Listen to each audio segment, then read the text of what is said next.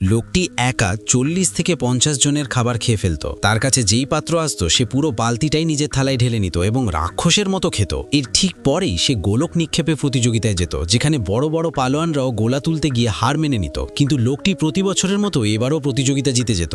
Medal নেওয়ার জন্য সে প্রধানের অপেক্ষা করত না, সে জোর করে মেডেলটি নিয়ে চলে যেত। এত খাবার পরেও সে বাড়ি গিয়ে সঙ্গে সঙ্গে আরও খাবার চেয়ে খেতে শুরু করত। এটা দেখে একজন লোক বলে, এটা তোর পেট নাকি ব্ল্যাক হোল? এটা শুনে ঠাকুমা রেগে গেল এবং লোকটিকে বলল, খাওয়ার সময় আমার নাতির ওপর নজর দিচ্ছিস? কিন্তু হঠাৎ একদিন তার ঠাকুমা মারা যায়। এখন লোকটি একেবারে একা হয়ে যায় এবং মন খারাপ করে থাকে। সে বাড়িতে খাবার খুঁজতে থাকে, কিন্তু এক দানা শস্যও খুঁজে পায় না। তখনই সে বাইরে গিয়ে প্রতিবেশীর কাছে খাবার চায়। তখন প্রতিবেশী বলে, সবসময় শুধু নিজের পেট নিয়েই তোর চিন্তা, তোর জন্যই তো ঠাকুমা মারা গেছেন। সারা গ্রামবাসী তাকে টিটকারি দেয়। এইসব কটূক্তি শুনে সে তার ঠাকুমার কবরের কাছে গিয়ে অনেক কাঁদে। তখনই তার নজর সামনের একটি কবরের দিকে যায়, যেখানে একটি কুকুর কিছু খাচ্ছিল। সেখানে গিয়ে সেও খাবার খেতে শুরু করে এবং তাতে সে কিছুটা স্বস্তি পায়।